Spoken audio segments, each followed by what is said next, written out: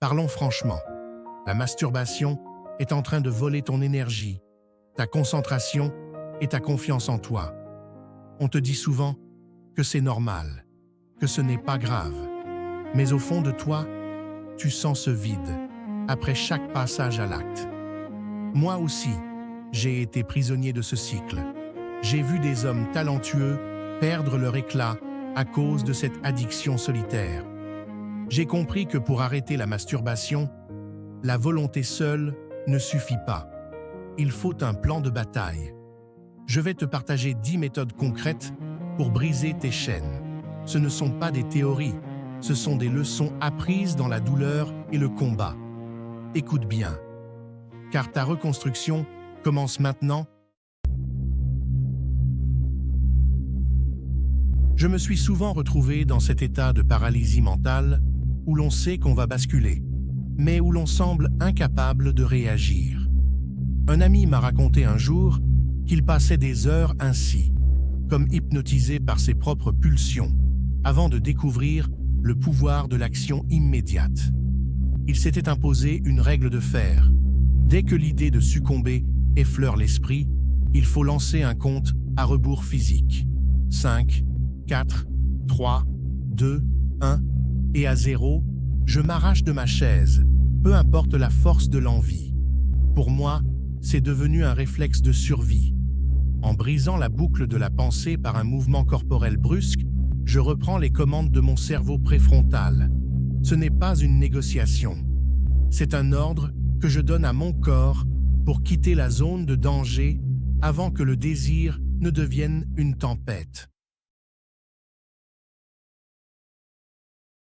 Pendant des années, ma chambre a été le théâtre de mes plus grandes défaites de volonté, principalement à cause de la présence de mon téléphone sur la table de nuit. J'ai connu quelqu'un qui a fini par faire une dépression nerveuse à force de sacrifier ses nuits à des plaisirs solitaires qui le laissaient vide au petit matin. Il a dû prendre une mesure radicale, bannir toute technologie de son lieu de repos. En m'inspirant de sa discipline, j'ai transformé ma chambre en un sanctuaire dédié exclusivement au sommeil et à la paix. Désormais, je laisse mon chargeur dans une autre pièce. Si je sens l'ennui ou la tentation monter, je me force à rester dans le salon, debout, là où l'intimité ne peut pas nourrir le vice. Le lit n'est plus un piège, mais un refuge où mon esprit peut enfin déconnecter sans crainte de rechuter. Il arrive des moments où la tension hormonale est si forte qu'aucun argument logique ne semble peser lourd. Un ancien athlète m'a confié son secret pour calmer instantanément ses pulsions. Il utilise le choc thermique.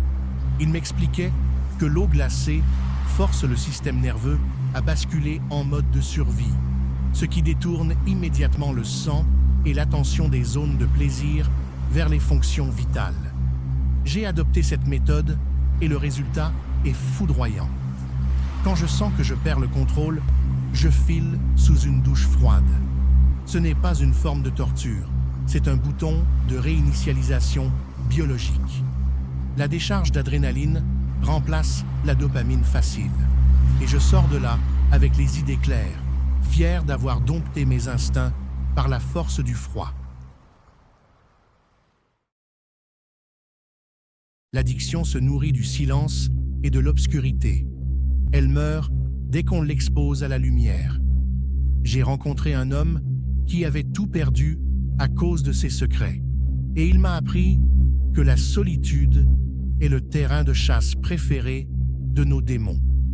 Aujourd'hui, j'applique ce principe de transparence. Dès que l'ombre de la tentation s'approche, je sors de l'isolement.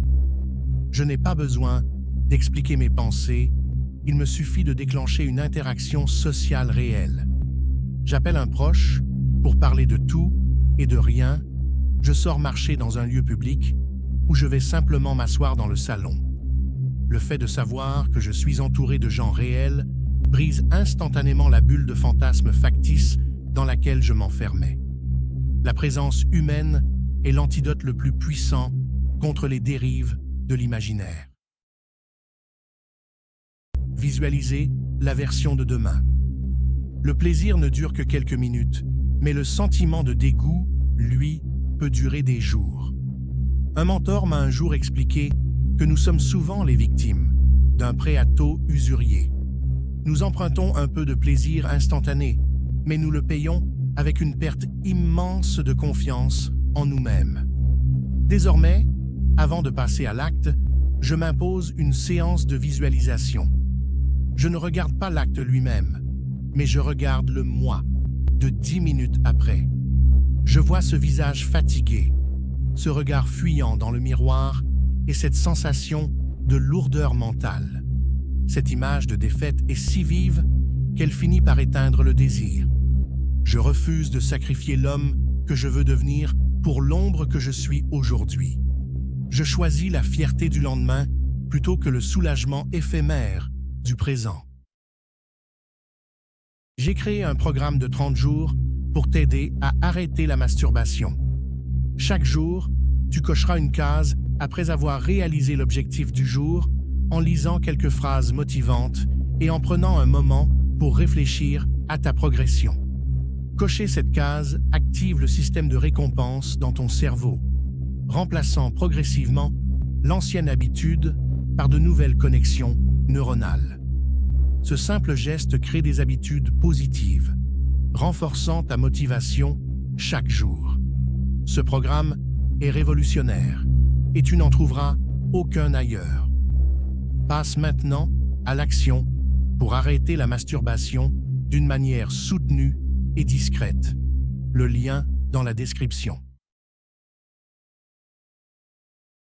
L'énergie sexuelle est une force vitale brute, et si elle n'est pas canalisée, elle finit par imploser. J'ai observé des gens transformer leur vie entière en redirigeant cette tension vers le sport intensif. Au lieu de laisser cette énergie s'accumuler jusqu'à l'explosion, je l'utilise comme un carburant pour mon corps. Dès que la pulsion devient trop envahissante, je me lance un défi physique. Des pompes, des tractions ou une course rapide jusqu'à l'épuisement total. Quand mes muscles brûlent et que mon cœur bat à tout rompre, il n'y a plus de place pour les pensées impures. Je transforme une pulsion destructrice en une construction physique.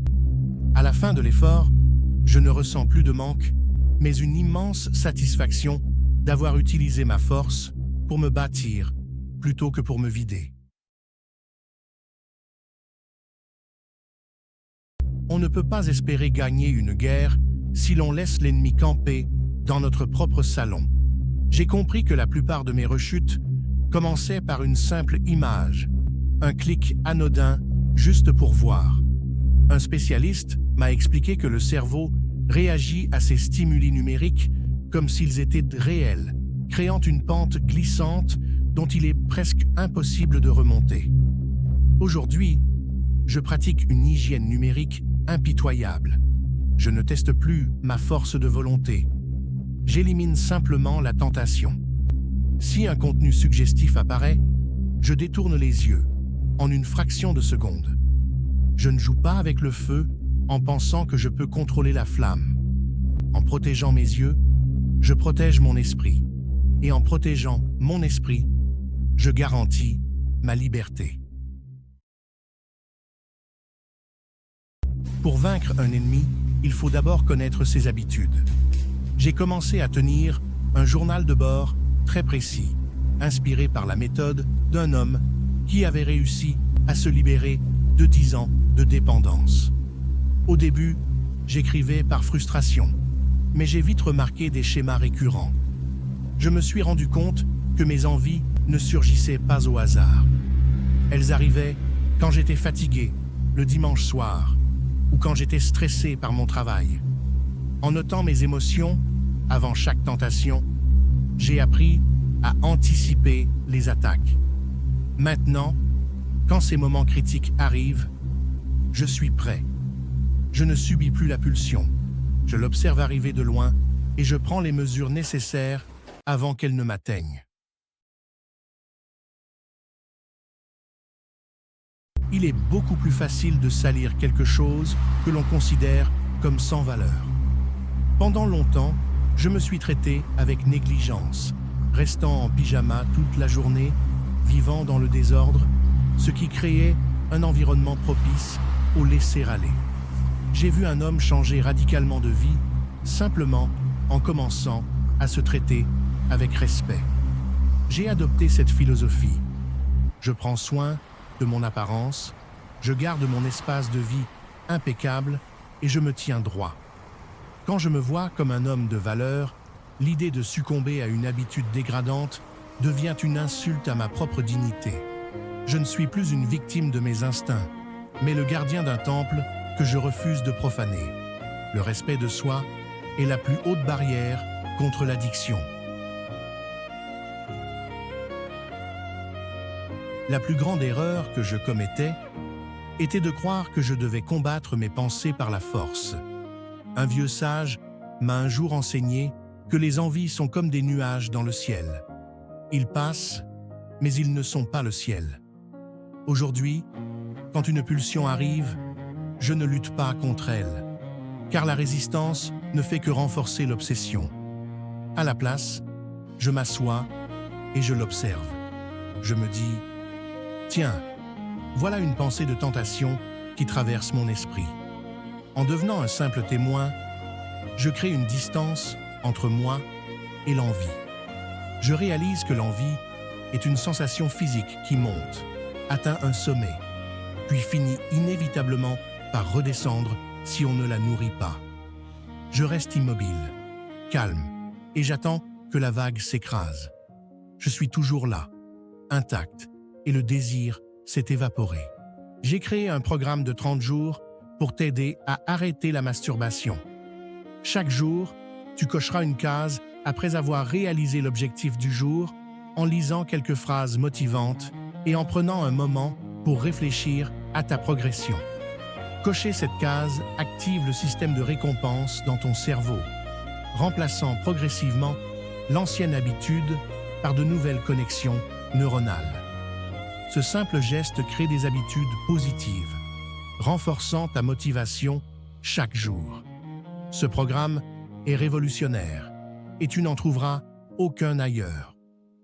Passe maintenant à l'action pour arrêter la masturbation d'une manière soutenue et discrète. Le lien dans la description.